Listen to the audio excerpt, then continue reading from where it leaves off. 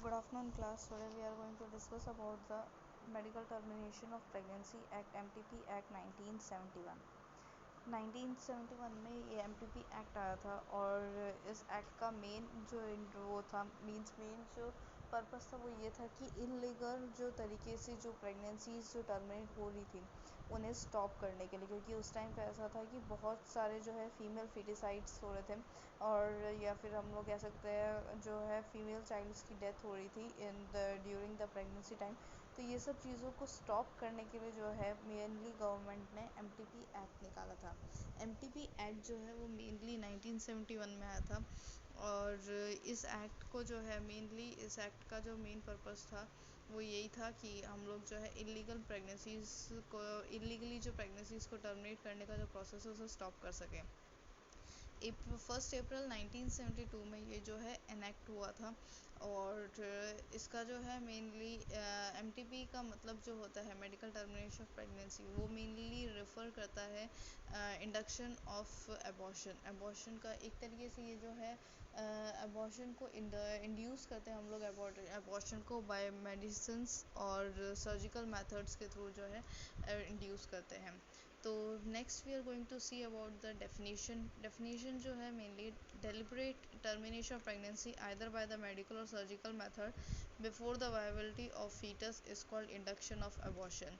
Mainly इसका मतलब यही है कि जो है फीटस की जो है वायबल होने से पहले मीन्स 28 वीक्स से पहले जो है प्रेगनेंसी जिसे टर्मिनेट की जाती है उसे हम कहते हैं induction of medical termination of pregnancy. इसके अंदर जो होता है मेनली जो है अबॉर्शंस का इंडक्शन होता है। एंड MTP एक्ट जो है वो मेनली 1971 में आया था और 1 अप्रैल 1972 में जो था उसे जो है मेनली अप्लाई किया गया था कॉन्स्टिट्यूशंस के अंदर और हमारे लॉज के अंदर। इसके अंदर रिसेंटली जो था सुप्रीम कोर्ट ने जो है मेनली इसके अंदर एक क्लॉज ऐड किया था कि जो रेप विक्टिम्स होती है जो आफ्टर द रेप सर्वाइव कर जाती है एंड दे बिकम प्रेग्नेंट, उनको जो था ये राइट था कि वो अपनी प्रेगनेंसीज़ को टर्मिनेट कर सकती है इफ़ दे विश। और उस टाइम पे जो था मीन्स ये जो है रेप विक्टिम्स के लिए ये लॉ निकाला गया था और उस टाइम मेनली प्रेगनेंसीज जो है 24 वीक्स के अंदर जो है उन्हें टर्मिनेट कर सकते थे। तो ये जो है एक्ट हुआ था। नेक्स्ट इसके लिए लीगली क्या क्या थिंग्स इम्पॉर्टेंट थी इस एक्ट के अंदर, तो उसे हम देख लेते हैं। फर्स्ट, जो टर्मिनेशन जो परफॉर्म किया जाएगा जिसके द्वारा ये जो परफॉर्म किया जाता है दैट मेडिकल प्रैक्टिशनर्स प्रैक्टिशनर जो है वो रजिस्टर्ड होना चाहिए। He should have a practice of MTP। Maximum 25 cases जो है MTP के मेडिकल टर्मिनेशन ऑफ प्रेगनेंसीज जो है उनको उसने परफॉर्म किया होना चाहिए, दैट शुड बी सक्सेसफुल। और उसके अलावा जो है डिग्री रजिस्टर्ड होना चाहिए दैट पर्सन। और उसके अलावा जो होता है टर्मिनेशन जो है वो मेनली उस प्लेस के अंदर होना चाहिए, मतलब कि उस प्लेस में होना चाहिए जो कि गवर्नमेंट के अंडर आते हैं और that place should be registered for this means MTP के लिए।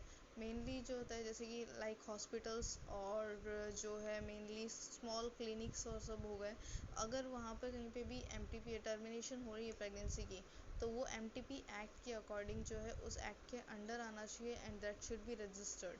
और इसके अलावा जो होते हैं कि जो टर्मिनेशन ऑफ प्रेगनेंसीज जो है वो within the gestation week होना चाहिए जो कि इस एक्ट के अकॉर्डिंग है। उसके अलावा जो है अबॉर्शंस जो भी होते हैं जितनी भी प्रेगनेंसीज टर्मिनेट होती है उनके बारे में जो है डायरेक्टर ऑफ हेल्थ सर्विसेज जो स्टेट के होते हैं उन्हें रिपोर्ट किया होना चाहिए, उनके पास इसके बारे में जो है क्लैरिफिकेशन होना बहुत ज़रूरी है। सबसे इम्पॉर्टेंट इज़ दैट कि इसके लिए जो है कंसेंट जो है वो साइन होने चाहिए, consent should be filled before the termination of pregnancy. पहले हम लोग जो है जो है टर्मिनेशन प्रेगनेंसी टर्मिनेट करने के लिए बोथ द कपल्स की जो है परमिशन की ज़रूरत थी, बट आजकल जो है सिर्फ फीमेल के कंसेंट से भी प्रेगनेंसी जो है टर्मिनेट की जा सकती है, क्योंकि रेप विक्टिम्स जो होते हैं उनके साथ और कोई कपल्स होना और सब ज़रूरी नहीं है। तो मेनली रेप विक्टिम्स और को सबको ध्यान में रखते हुए जो है सिर्फ फीमेल के कंसेंट से भी प्रेगनेंसी टर्मिनेट की जा सकती है।